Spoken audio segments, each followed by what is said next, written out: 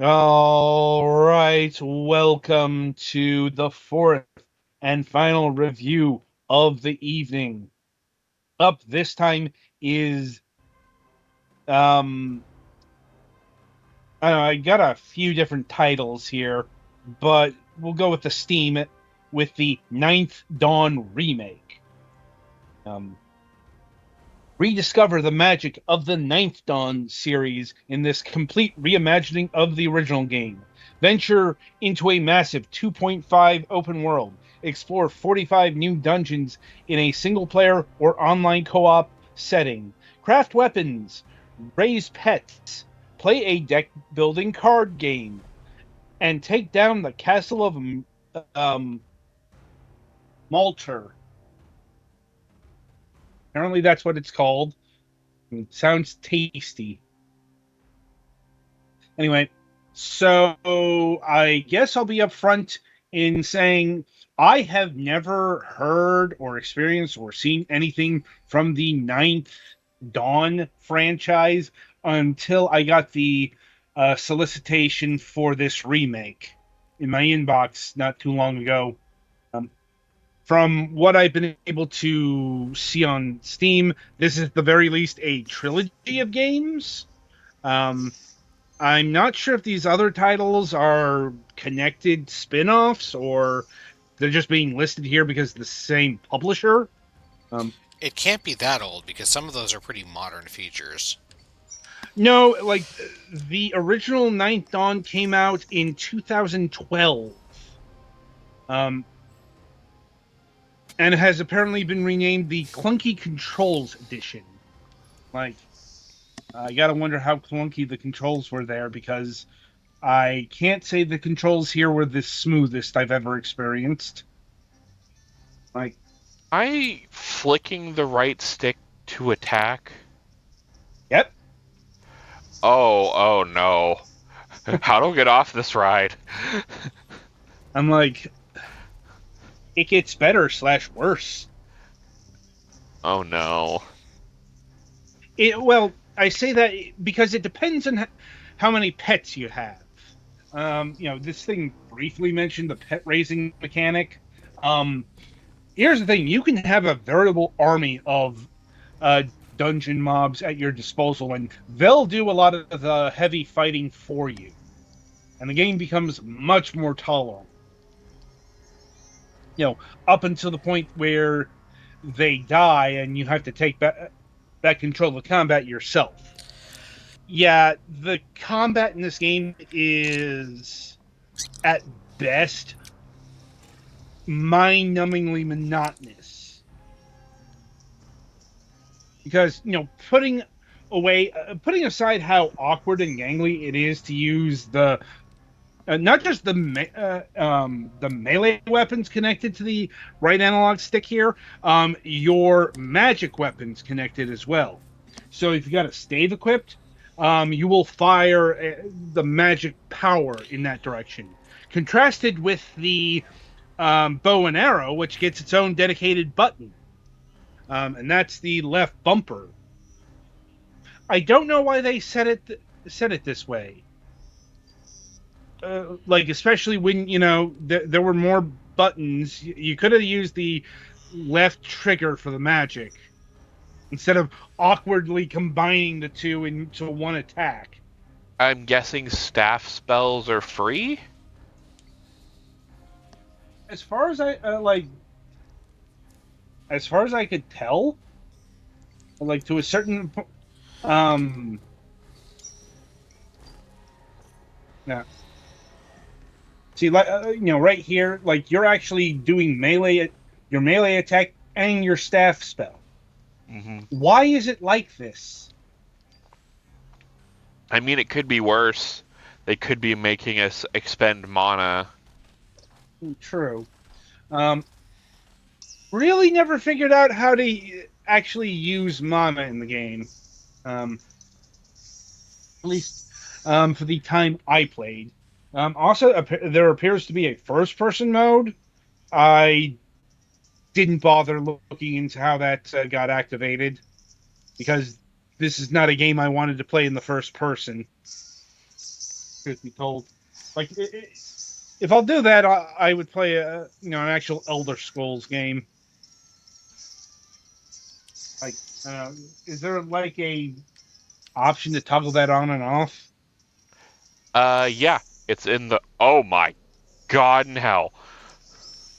Yeah, that's the other thing. It's like this is going to look a lot different. It does actually change your controls.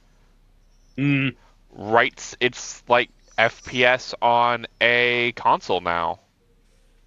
oh boy. Uh, okay, thank Yeah. God I can use mouse. Okay, let's actually do this like a fucking gentleman. Uh, We were about to get the fastest Alt F4 in the world, so I could I mean, restart this. I mean, you could change it back to third person or overhead view. I mean, this is kind of interesting. I'll grant it does add Uh-huh. a new layer in more ways than Mm, one. Ha. Also, yeah. Galaxy Game's a little loud. Um, Yeah. Also, to address the graphical presentation here, yeah, it's very cubist slash Minecrafty, but crafting is limited to like what you'd expect out of a action RPG. You know, crafting weapons, improving armor, that kind of thing. Um, oh, did I? you're not building structures or whatever your mind can imagine, a la Minecraft. Just gonna get that out of the way right here and now, because I guarantee you, like if my younger nephew saw this, he might think it's something to do with Minecraft. I Until he thought it was saw the something to do actual with mobs and Minecraft. yeah, um, Oh, and we have a map. yeah, yeah, yeah. Your map will be very helpful. Yeah, and what you're getting from like barrels is a good chunk of crafting materials. Mm. Mm. And what Now, looks like crafting in the possibly game, meat. yeah, yes, yes, that's refilling your health, which you can junction to your left trigger. I think they changed that in first person mode. I think I just used the I just used numbers. Okay. Well, in overhead mode, it's left trigger. You can, Yeah. you can junction that to the left trigger and via the D-pad. Um, Mm, you know, it's pretty standard modern control stuff. Like, you use the D-pad to activate items up to four. Each direction is an item. I mean, I presume other items could be junction, like mana potions, but I had it all junction to health personally. Um, it is worth noting you do recover health automatically, but it is on a timer. And there will be situations where you get whacked by monsters and you will want to recharge health. You mm, can also go into your inventory. Also worth noting, this is a unpaused inventory. Like if mm. you go into the inventory, everything's still active. So you will get brutalized if you're not careful about that. That's why I recommend having health and such junction to your hotkeys. Hmm. Anyway, getting back to my main complaint about the combat, it's not the combat itself, it's just how much of it you're going to be doing and like how long some of these dungeons can be. Especially like if you're doing it yourself, it will get monotonous. This game seemed to be like it wants to be multiplayer. Bring a friend. It's like if you don't have a friend, like the real secret is to raise a army of creatures because they will do the heavy attacking. And so the actual combat will get a lot less mind numbing. That being said, I'm not sure if the original game had the sub modes mentioned in the opening blurb, but there certainly are here. And that is every town will have a fishing spot, which unlocks a fishing game that is not a fishing game. No, instead, they decided to make a Vampire Survivors clone into a fishing themed Vampire Survivors game. I couldn't tell you why they did that, but That they made did my that. brain hurt. I'm like, as far as how it actually plays out, it's all right. Honestly, it's kind of what you would Oh no. expect out of a sub mode of a game. Like it's pretty simple and limited. Like it's not a substitute for an actual Vampire Survivors alike. Mm. In contrast to the other sub mode, and that is the deck building card game. That actually surprised me by being really good. Honestly, the best part of this game. Hmm. Like I was genuinely shocked at how good it was. Oh, the Um, bow uses actual arrows? yes, which you will need to buy or craft. Don't craft arrows because you can only craft one arrow at a Oh time. my god, that's not okay. Also, hint like if you really want to get in on the silver, you unlock that via the sub games, Hmm. which are not too far. Like you're not too far off from the card master. Yeah, I just Yeah. walked into town and somebody was like, "Hey, yo, you want to do card games?" Like um, anyway, getting to the like the meat and potatoes of the card game. Um, it is set up like pretty similarly to a lot of indie card game uh RPG things that we've covered on the show. Um how do I say this? I'm like, well, I suppose I'm going to be brutally honest here. It's better than some of the actual card game that we've had to review on the program. In fact, I could name a card one of these that um I would rather be playing this than that particular game, Mm. but I won't in order to make sure feelings are not hurt. Oh, I think I found the card game. Yep. Yeah. So what you do in the card game is you will choose a party of two um various classes. Yeah. Of varying sorts. Like there's a warrior, there's a barbarian, there's a healer, there's a magician. Yeah, and there's two modes: the dungeon mode, which is presets, and the tower mode, which is full on roguelike. Um, yeah, and each class is shockingly distinct in how they play.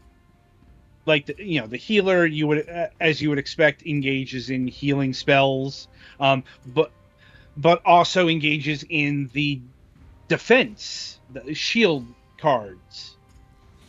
You don't have enough. Yeah, Yeah. yeah, and your goal here is to go through 3 floors of dungeoneering, and yeah, each yeah, you got the locked door, you got the key, and here's how the card game works. See, the warrior here has a lot of attack cards, and you know each card requires a certain amount of points to use. It's all fairly standard stuff. And it's just implemented very smoothly. Like I said, it is a bit on the simple side. For example, you don't really have to worry about positioning.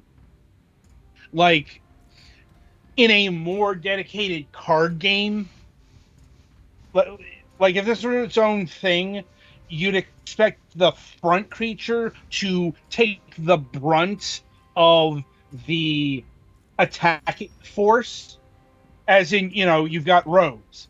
In the back row, you would take less damage. That's not an actual mechanic here.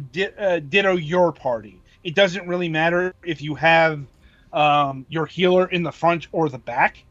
All that matters is whose turn is first.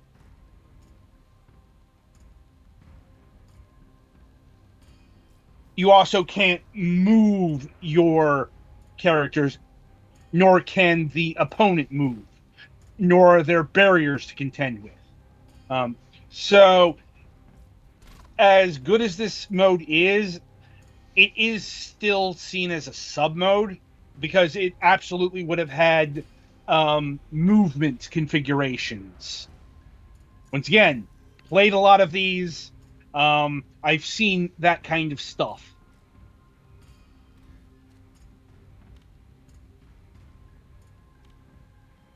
But it's all in the execution. I never felt beleaguered by the games, though. Once again, because it's a sub mode, this is a bit on the easy side. I mean, like, first of all, there's no real consequence to dying, as opposed to the main mode. Yeah. Also, like, healing spots are very frequent. They are the campsites. If you spend 100 gold at them, you will be able to heal 50% of your health. And they are plentiful. Here you got the shop, and the final circle is the random item. And they come in two flavors. There's the safe path, which is going to be typically something like you can draw a card for less AP action points, or cards will do more damage on the starting turn, something like that. Whereas the risky, there's a good chance that you will get something that will be detrimental, like reducing your action points, doing a point of damage every 3 turns, that kind of deal. It still doesn't make this thing terribly hard. I think that might be the most disappointing thing to the card warriors in the crowd, that this game is as simple and easy as it is. But once again, it's meant to be a supplement to the main game, not the actual game part of the game. Like, if you want something with a bit more meat on the bones in this style, there is no shortage of these kind of games on the fucking market. I mean, in fact, we got one of these next week. Or rather, I do. Like, but anyway, like I said, I genuinely rather enjoyed playing this than even the dungeon crawling mode, because once again, the combat's kind of there, and when you're doing so much combating in the game, it can, I got bored with it.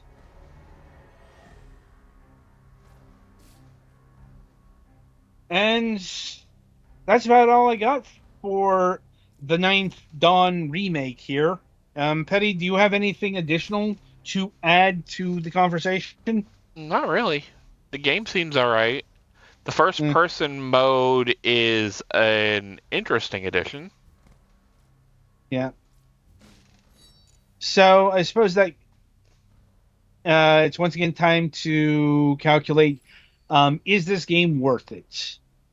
And the regular price is 16.99. It's on a pretty steep introductory discount here. 38%. So it's about $10 at time of recording. That expires on October 9th. There is some DLC in in the form of the soundtrack, and the Book of the Nameless, which is an ebook novel containing some story elements. I'll admit I did not have time to actually look at the novel. I have the soundtrack. Honestly, the music here didn't do anything for me. Like, it was very much, yeah, this soundtrack exists, but it very easily faded into the background. Nothing wrong with that. It's just not something I'm going to probably listen to outside of the game Mm, either. Um, and it is worth noting that the soundtrack is retailing for 4.99, currently 3.49. And the Book of the Nameless is also 4.99, 3.99, 7.48 for the entire batch of DLC, which I guess is about average for this kind of DLC. Um, sure, why not? This is an actual gameplay stuff, so it's a bit harder to evaluate. hmm As far as the story, gotta admit the plot elements were not compelling in the least, which can be a bit of a concern when you've got an RPG-ish thing going on here. Yeah. And it looks like, even from when I was playing, you might get more fun out of the card game thing than you would the actual meat of the game. Yeah, like I said, I suppose if the devs actually listen to this, explore the card game more. You may there's a solid foundation here that can be fleshed out into something on its own. hmm To me, it You know, seemed similar to something like Slay the Spire, hmm, which that might be what it's hearkening to. probably. Anyway, I think the game is worth it at $10. 15, $16. No. The game is just too mind numbing for it at that price.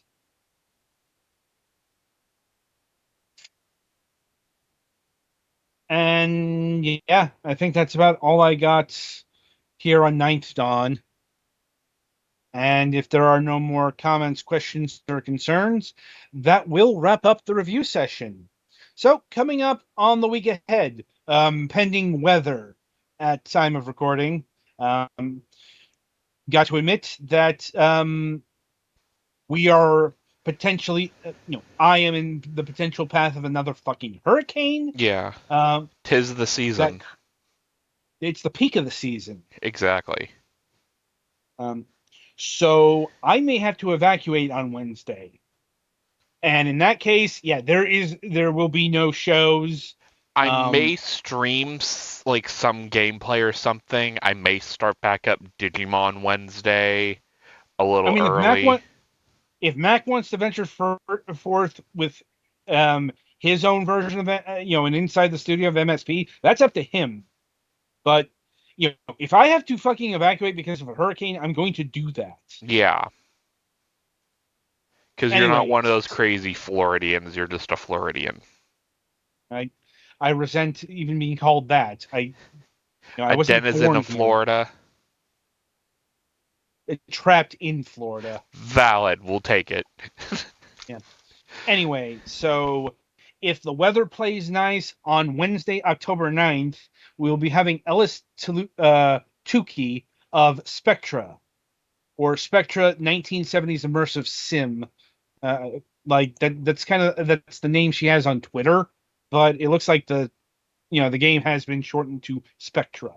Anyway, a grimy, neon-filled immersive sim set in a dystopian alternate history of 1972. Sneak, fight, and trick your way through a beautifully ugly city and discover the world of Spectra. Um, so once again, hopefully we'll be able to do that. And also hopefully if things have to be rescheduled, I will be able to reschedule them in due time. Like I said, everything's a bit for lack of a better term up in the air right now, in terms of the middle of the week. So on that note, until next time, whenever that might be, I shall wish you good gaming.